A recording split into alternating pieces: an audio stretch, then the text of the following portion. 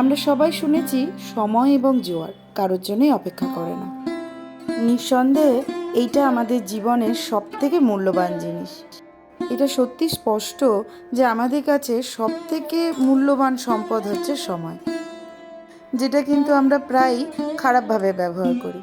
সময় কিন্তু আমাদের জীবনের সবথেকে প্রয়োজনীয় জিনিস, আর সবথেকে বেশি আমরা চাই কি, তাই তো?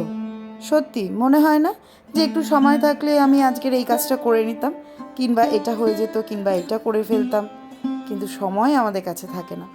আসলে কি বলুন তো, সময় থাকে কিন্তু আমরাই সেটাকে বাজেভাবে ব্যবহার করে নষ্ট করে ফেলি। যাই হোক, সকাল সকাল অনেক জ্ঞান দিয়ে ফেললাম। আজকের ব্লগটা কিন্তু আমি সকাল সকাল শুরু করেছি। এখানে আমি দেখুন শাড়ি বার করেছি আমার জন্য, আর মাম্মামের জন্য স্কুল থেকে দিয়েছে এই ড্রেসটা। না না, ফ্রিতে দেয়নি কিন্তু, এর জন্য চার্জ করেছে 1800 টাকা। আর পাপানের জন্যই হাফ প্যান্ট আর গেঞ্জিটা বার করেছি, যেহেতু এখানে প্রচণ্ড গরম পড়েছে। আর একটা করে এক্সট্রা সেটও নিয়ে নিচ্ছি। বাচ্চাদের তো সবসময় এক্সট্রা জামা কাপড় নিতেই লাগে। আর মাম্মাম এই ফুলরি জামাটা কতক্ষণ পরে থাকবে সেটা আমার ভীষণ সন্দেহ ছিল, যার জন্য ওর জন্য একটা ফ্রক নিয়ে নিলাম। তার উপরে আজকের পড়েছে আবার শিবরাত্রি। ওং নমঃ শিবায়, ওং নমঃ শিবায়, ওং নমঃ শিবায়। হ্যালো এভরিওয়ান, আমি পিয়ালি, আর আমার নতুন একটি ব্লগে আপনাদের সবাইকে ওয়েলকাম। কেমন আছেন আপনারা সবাই? আশা করছি আপনারা সবাই ভালো আছেন, সুস্থ আছেন। আমি কিন্তু ভালো আছি। আজকে শনিবার, আর আজ হচ্ছে মাম্মামদের স্কুলের অ্যানুয়াল ডে। তাই সকাল সকাল ঘুম থেকে উঠে, না সকাল সকাল বলতে খুব সকালে উঠতে পারিনি, একটু দেরি হয়েছে। ঘুম থেকে উঠে সবার আগে রান্নাটা করে নিয়েছি। সেমন কিছু রান্না করিনি, ডাল আর আলু পেঁয়াজ ভাজা। আর রান্না করে স্নান টান করে ছেলে মেয়েকেও স্নান টান করিয়ে দিয়েছি। করে কিন্তু সোজা চলে এসেছি পুজো করতে। কালকেও শিবরাত্রি ছিল, আর মা বললো আজকেরও দেওয়া যাবে, কোনো অসুবিধা নেই। শিবরাত্রি তো আমি আর সেরকম কিছু এখন আর করি না। না খেয়ে সকালবেলাটা খাইনি, না খেয়ে একটু পুজো করে ব্যাস বাবার মাথায় জল ঢেলে দিয়েছি। এরপর একটু পাঁচালিটা পরে নেবো, তাড়াতাড়ি করে পরবো, কারণ হাতে সময় খুব কম। মাম্মামকে রেডি করাতেই প্রায় অনেকটা সময় লেগে যাবে, যার জন্যই আমি ভাবছি একটু তাড়াতাড়ি করে নিই। খাওয়া দাওয়া সেরেই মাম্মামকে রেডি করতে বসে যাব। বেরিয়ে পড়বো আবার ধরুন এই 2:30 পৌনে 3টে নাগাদ বেরোবো ভেবেছি। শান্তি আসবে, কাজকর্ম করে যাবে, তারপরেই বেরিয়ে পড়বো। হ্যালো এভরিওয়ান, তো স্নান টান করে খাওয়া দাওয়া সেরে নিয়েছি, পুজো হয়ে গেছে, সব হয়ে গেছে। ভেবেছিলাম শাড়ি পরবো, আপনাদের তো দেখালাম যে আমি শাড়ি বার করেছি, কিন্তু একদম মানে সময় ছিল না, যার জন্য ফটাফট এই কুর্তি না ঠিক কতটা দেখাতে পারছি বুঝতে পারছি না। এটা আমি পরে নিয়েছি, স্যুটটা আমি পরে নিয়েছি, মানে জাস্ট রেডি হয়ে জাস্ট বেরিয়ে যাচ্ছি। এখন আর একটু সময় নেই, চলুন, দেরি হয়ে গেছে, 3টে বেজে গেছে।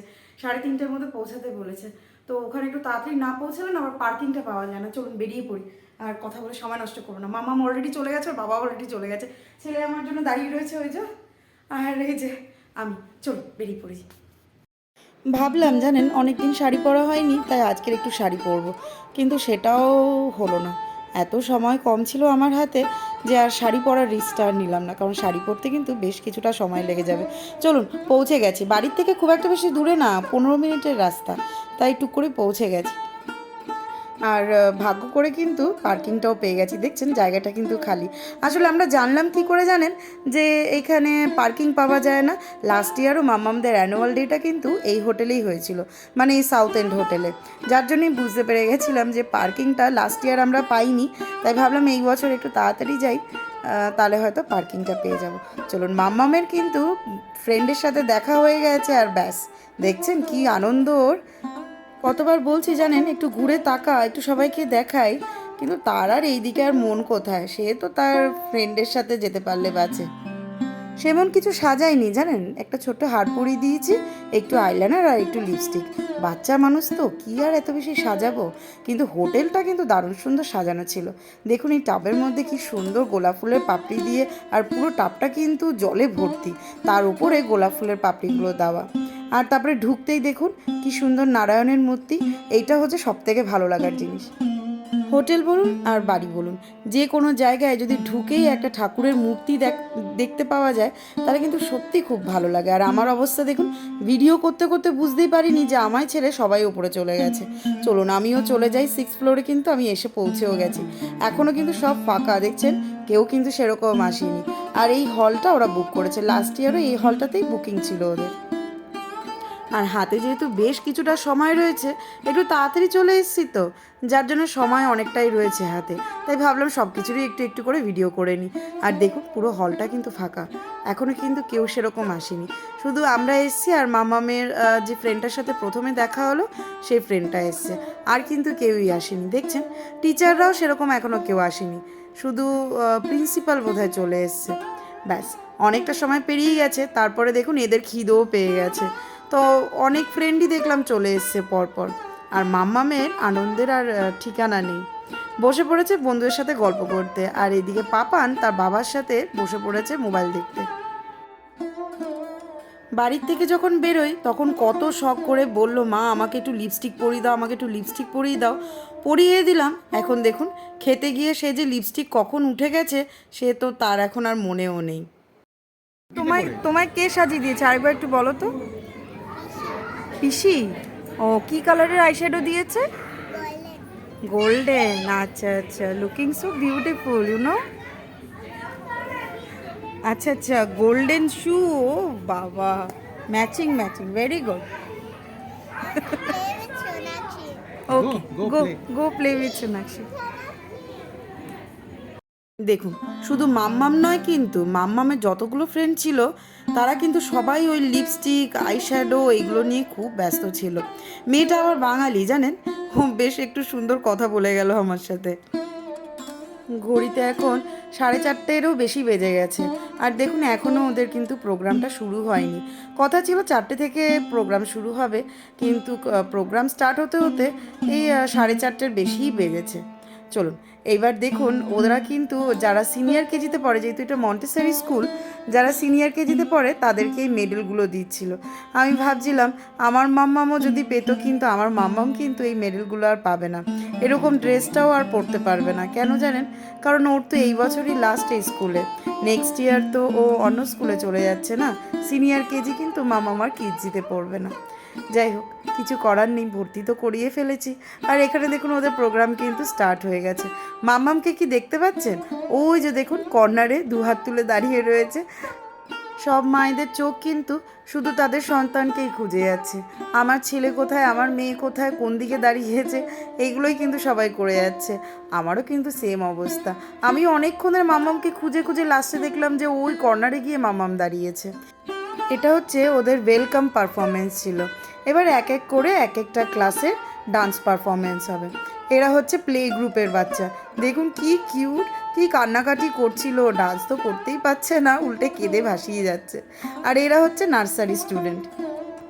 এরম করে করে কিন্তু প্রতিটা ক্লাসের বাচ্চাদেরই কিন্তু পার্টিসিপেট করিয়েছে। পার স্টুডেন্টদের কাছ থেকে 1800 টাকা করে কালেক্ট করেছে। আর ড্রেসগুলো দেখুন এত সুন্দর সুন্দর দিয়েছে, আমার কিন্তু বেশ ভালো লাগছে, বেশ কালারফুলও। আর বাচ্চাদের দেখবেন একটু ফোলানো ফোলানো ড্রেস পরে নাচানাচি করলে খুব মিষ্টি লাগে। এই যে মাম্মামদের ডান্স পারফরমেন্স শুরু হয়ে গেছে।